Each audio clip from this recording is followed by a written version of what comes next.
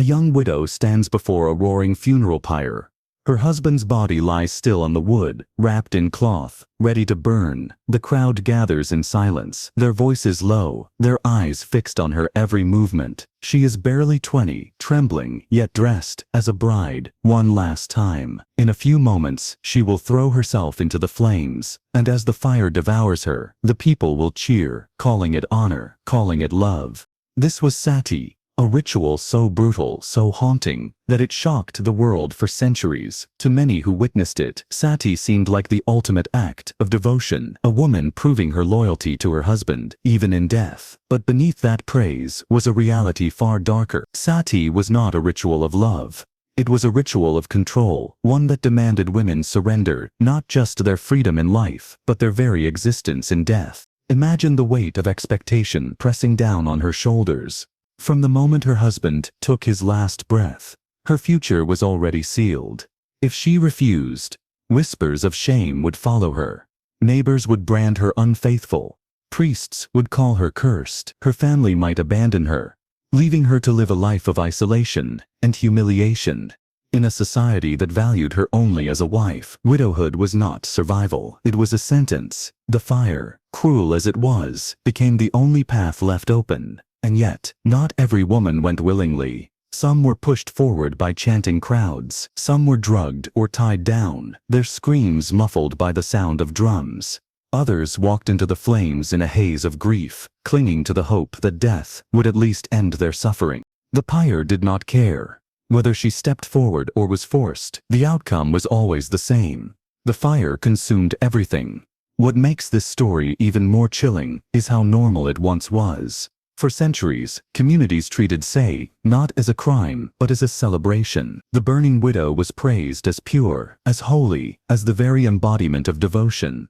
Songs were sung in her honor. Families were told her sacrifice would bring blessings. Children were taught to look up at the flames and see divinity, not tragedy. The ritual became so woven into tradition that generations accepted it as if it were unshakable truth. But behind those flames were lives erased. Young women silenced before they had the chance to grow old. Mothers torn from their children, daughters torn from their parents. Their voices never made it into the history books. Their names were forgotten, their stories swallowed by smoke. So when we talk about Sati, we are not just telling the story of a ritual. We are telling the story of power, of control, and of a system that decided a woman's worth ended the moment her husband died. It is the story of love twisted into a weapon and grief turned into ashes. This is the fire that stunned the world. A fire that burned not only bodies, but entire futures. And to truly understand why it existed, we must step deeper into the heart of tradition, into the chains of love, duty, and expectation that bound women to the flames. To understand why Sati existed, we need to step inside the mind of the society that created it, because this wasn't just about one woman and one pyre. It was about a system that told women their worth was tied entirely to men. A system that used the words love and duty as chains. In ancient India, a woman's identity was often defined not by who she was, but by who she belonged to. As a daughter, she belonged to her father. As a wife, she belonged to her husband. And as a widow, society decided she belonged nowhere. The loss of her husband was not just personal grief, it was the collapse of her entire existence.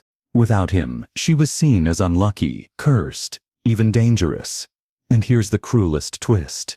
What should have been a moment for compassion became a moment for judgment. Instead of being comforted, widows were shamed. They were stripped of color, forced to wear plain white clothes. They were denied ornaments, denied joy, denied even the right to smile. They lived on the margins of society, reminded at every step that their lives no longer had value. This is why Sati was glorified. It was presented as an escape from this humiliation. Burn with your husband, and you were transformed into a goddess. Live without him, and you were reduced to nothing. Priests wrapped the ritual in sacred language, telling women that Sati was not death, but liberation. Families encouraged it, fearing the social stigma of having a widow under their roof. Communities celebrated it, convincing themselves that devotion demanded sacrifice. But beneath all this was not devotion, not purity, not love. It was fear. A widow who lived was feared as a burden. as a mouth to feed, as someone who might one day claim property or wealth.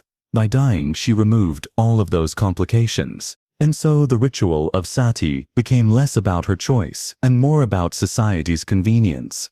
Imagine the weight of those expectations. A young woman, still reeling from the shock of her husband's death, is told she must now prove her loyalty, that if she refuses, she will bring dishonor to her family, that if she resists, she will be branded as selfish, condemned to a life of shame. What kind of choice is that? When every door is closed, but the one that leads to fire, is it really a choice at all? And yet, the ritual endured precisely because people convinced themselves it was noble. They saw the widow as brave, not broken. They saw the fire as divine, not destructive. They called it love. But in truth, it was love twisted into a weapon of control. This is the trap of tradition. It takes something sacred, devotion, loyalty, love, and bends it into something cruel. It convinces people to celebrate suffering, to normalize pain, to worship sacrifice that should never have been demanded. And so, the story of Sati is not just about fire. It is about how easily society can turn virtue into a prison. It is about how women, in the name of duty, were denied the most basic right of all, the right to live. If a woman chose not to enter the flames, her life did not return to normal. It became something else entirely, a slow, living death. Widowhood in India was not simply the loss of a partner. It was the loss of identity, dignity, and humanity. From the moment her husband's body was carried away, everything about her changed. Her bright clothes were stripped away, replaced with plain white garments that announced her status to the world. The jewelry that once symbolized her marriage was torn off. The red mark on her forehead was erased. Her hair was often shaved or left unkempt as a sign that she no longer belonged to the realm of the living but hovered in a shadowed existence. Food itself became a punishment. Widows were denied rich meals and forbidden from many ingredients considered symbols of pleasure. Spices, sweets, even onions and garlic. They were expected to eat just enough to survive, but never enough to enjoy. Every meal was a reminder that joy was no longer theirs to taste. But the cruelty went beyond appearance and diet.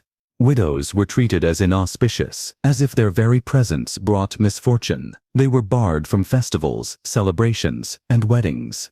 In some families, their shadows were unwelcome at religious rituals. Imagine the isolation of living in a house where laughter filled the air, but you were forbidden to join in. For many widows, especially young ones, life became a cage. If they stayed with family, they were often treated as burdens. If they sought independence, society punished them with suspicion and shame. Some were sent to distant towns, to ashrams, where thousands of widows lived together, forgotten by the very families they once served. Their days were filled with prayer and begging, their nights with silence and despair. What makes this fate even more tragic is how normal it was considered. Society told itself it was protecting morality, preserving honor, upholding sacred duty. But in reality, it was stripping women of their humanity. A widow was expected to live as a ghost, alive in body, but erased in spirit. And here lies the cruel irony. When a woman chose to die on her husband's pyre, she was glorified as a goddess, worshipped for her sacrifice. When she chose to live, she was reduced to nothing, punished for daring to exist without him. Either way, her life was not her own. Society had written her fate long before she ever had a chance to claim it. Can you imagine being 15, 16, maybe 20 years old, and being told that your future ended the moment your husband's heart stopped, that your dreams, your desires, your very right to live joyfully had no place in this world? That was the reality countless women faced for centuries. This is the hidden side of Sati. It wasn't only the flames that killed women. It was the life that awaited those who escaped them. A life so stripped of dignity that death, however cruel, was sometimes seen as the kinder choice. For centuries, the fires of Sati burned across the Indian subcontinent. They lit up riverbanks, temple courtyards, and village squares, each pyre consuming not only a body, but also the fragile hope of change. And yet, even as the smoke rose to the heavens, whispers of resistance began to stir. Travelers from abroad described the ritual with horror, their accounts spreading across the world. The British, upon encountering it during their colonial rule, condemned it publicly, though their outrage was often tangled with politics and the desire to portray Indian culture as barbaric. But what is most important is that resistance did not begin with outsiders. It began within India itself. For every widow who was silenced by the flames, there were voices that refused to let her story disappear. Reformers, poets, and thinkers began to question the practice openly. They asked what kind of devotion demanded death. They challenged the priests, who cloaked cruelty in the language of religion. They pointed out that nowhere in the sacred texts was Sati commanded as law, and slowly, courage spread. But the resistance was not without struggle. Communities that had normalized the practice for generations did not let go easily. Families feared dishonor if a widow refused the pyre. Villagers rioted when authorities tried to intervene. Even women themselves, conditioned from birth to see their worth only through sacrifice, sometimes fought to uphold the very system that destroyed them. Tradition had wrapped itself so tightly around society that tearing it away felt like tearing away identity itself. And yet, the flames could not silence truth forever. One of the loudest voices belonged to Raja Ram Mohan Roy, a reformer who lost a close relative to Sati. He saw firsthand the cruelty of a system that celebrated death over life. His writings and speeches spread across India, exposing the inhumanity of the ritual. He argued not just with emotion but with reason, showing that it was not divine will but human choice that kept the fires burning. Change finally came in 1829. When the British Governor-General Lord William Bentinck outlawed Sati in Bengal, a law that later spread across India. It was a turning point, but it did not mean the practice ended overnight. Some communities continued in secret. Some fires still burned. But for the first time, the law stood on the side of life, and the tide began to shift. Still, what lingers most powerfully from this period is not just the story of reformers or rulers, but the memory of countless unnamed women whose cries were swallowed by fire. We will never know their faces, their dreams, their last thoughts as the flames closed in. But we do know this: their silence was not the end. It was the beginning of a question that still echoes. How far will tradition go to control women, and how long will it take for voices of resistance to break through? The flames of Sati tried to silence women, but in the end, those very flames lit a fire for change. The abolition of Sati in 1829 was a turning point, but laws alone do not erase centuries of belief. To truly understand the fall of Sati, we have to look at the people, both men and women, who raised their voices against it, when silence was easier, when resistance was dangerous, when entire communities stood ready to defend the ritual as sacred. Among the loudest voices was Raja Ram Mohan Roy. His own sister-in-law had been forced onto a pyre, and the memory of her screams never left him. He spoke not as an outsider looking in, but as a man whose family had been scarred by fire. In speeches and essays, he dismantled the religious arguments for Sati. He showed that the practice was not a divine command, but a cultural invention, one that twisted scripture for convenience. To the men who glorified it, he asked, "If devotion is noble, why must it be proven only by women, and proven only through death?" His words cut through centuries of silence like a blade. But it was not only Roy.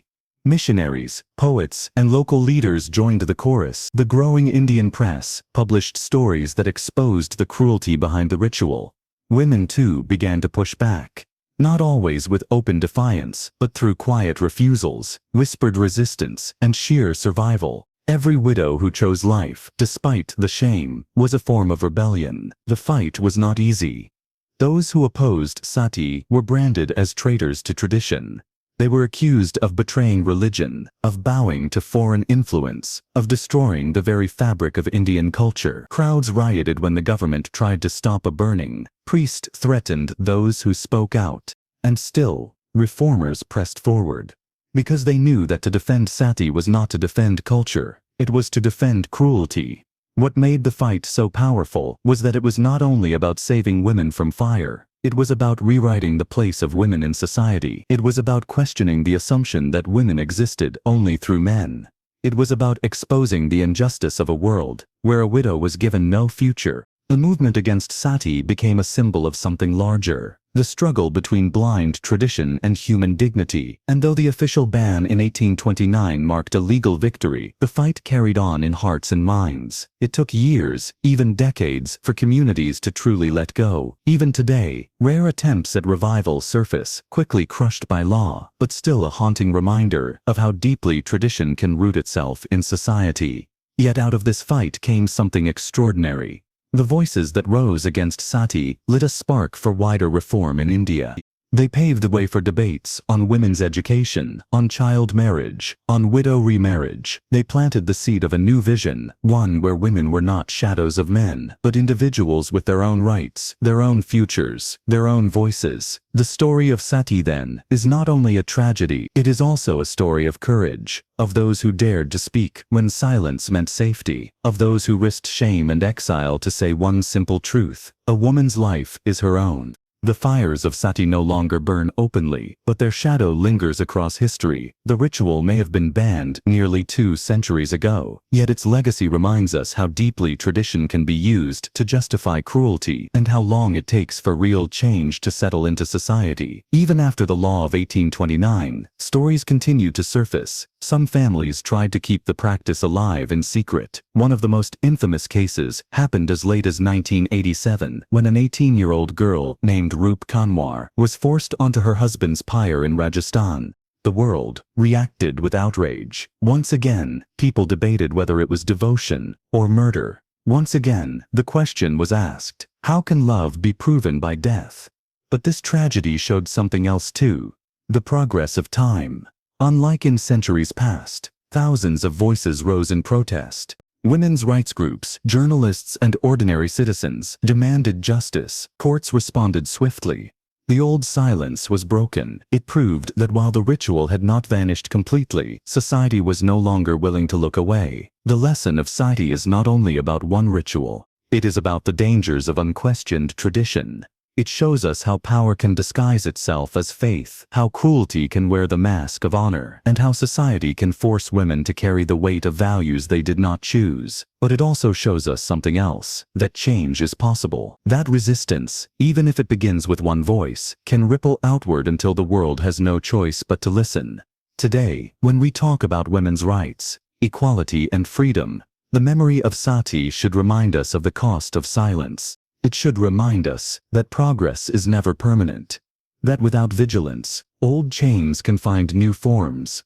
The fire may no longer burn on the riverbanks, but in many parts of the world, women still fight battles against systems that tell them their worth is tied only to men. And so, the story of Sati is not just a story of the past. It is a warning, a challenge, a call to stand against any tradition, law, or culture that demands human sacrifice, whether through flames, silence, or control. Because love should never ask for ashes, and devotion should never demand death. This is the tragedy of Sati, and the triumph of those who dared to end it. This was the story of Sati, a tragedy born from fire, but ended by courage. It reminds us that even the darkest traditions can be broken when voices rise together. If this story moved you, don't let it end here. Subscribe for more untold histories that reveal the struggles, the sacrifices, and the lessons that still shape our world today. Because the past is not just behind us, it is a mirror showing us what we must never become again.